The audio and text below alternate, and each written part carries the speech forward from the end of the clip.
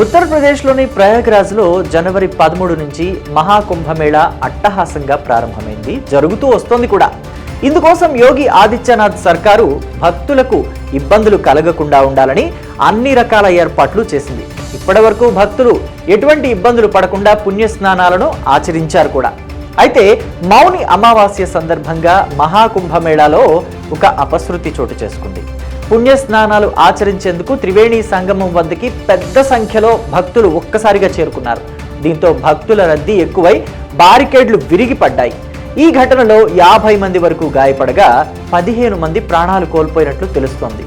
అయితే ఈ క్రమంలో అఖాడాలు కీలక నిర్ణయం తీసుకున్నాయి. మౌని అమావాస్య రోజు జరిగే పవిత్ర స్నానాలను రద్దు చేసుకున్నట్టు ప్రకటించాయి. ఈ స్నానం ఫిబ్రవరి 3న ఉంటుందని ప్రకటన చేశాయి. పుణ్య స్నానాలు ఆచరించేందుకు భారీ సంఖ్యలో భక్తులు తరలివచ్చారు. దీంతో సెక్టర్ 2లోని భక్తుల తాకిడి బారికేడ్లు విరగ్గొట్టేలాగా దారితీసింది. ఈ ఘటనలో సుమారు 15 మంది మృతి చెందినట్లు తెలుస్తోంది. అయితే ఈ మృతుల సంఖ్య ఇంకా ఎక్కువే ఉండొచ్చని కూడా అక్కడి వారు, అంటే ప్రత్యక్ష సాక్షులు చెబుతున్నారు మాటలు ఇవి. అయితే ఈ మేరకు ఘటనా స్థలంలో ఒక డాక్టర్ చెప్పిన విషయం కూడా చూద్దాం. అయితే మృతదేహాల సంఖ్య మరింత పెరిగే అవకాశం ఉందని భావిస్తున్నారట. ఈ ఘటనలో 50 మందికి పైగా భక్తులు గాయపడ్డారని చెప్తున్నారు. ఘటన జరిగిన వెంటనే స్పందించిన సిబ్బంది గాయపడిన వారిని చికిత్స కోసం అంబులెన్సుల్లో సమీప ఆసుపత్రులకు తరలించారని వారు చెప్తున్నారు. ఇక మరోవైపు తాజా ఘటనతో అఖిల భారత అఖాడా పరిషత్ కమిటీ సంచలన నిర్ణయం తీసుకుంది.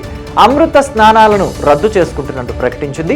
ప్రయాగరాజ్ కేంద్రంగా పనిచేసే ఈ అఖాడా పరిషత్ దేశవ్యాప్తంగా ధార్మిక సేవలు కార్యక్రమాలను చేపడుతూ ఉంటుంది. ఫిబ్రవరి 3వ తేదీన అమృత స్నానం నిర్వహిస్తామని అఖిల భారత అఖాడా పరిషత్ అధ్యక్షుడు రవీంద్ర పురి వెల్లడించారు. అత్యంత పవిత్రమైన మౌని అమావాస్య స్నానానికి బదులుగా ఫిబ్రవరి 3న మూడో అమృత స్నానం చేయాలని వారు నిర్ణయించుకున్నారు. తొక్కిసలాట ఘటనపై ప్రధాని మోదీ స్పందించారు. ఉత్తరప్రదేశ్ ముఖ్యమంత్రి యోగి ఆదిత్యనాథ్కు ఆయన ఫోన్ చేసి పరిస్థితులను అడిగి తెలుసుకున్నారు. ఇటువంటి పరిస్థితులు మరోసారి ఎప్పుడూ కూడా రిపీట్ కాకూడదు అనే ఉద్దేశంతో ప్రభుత్వాలు పనిచేయాలని గట్టి నిర్ణయం తీసుకున్నట్టుగా కూడా తెలుస్తుంది.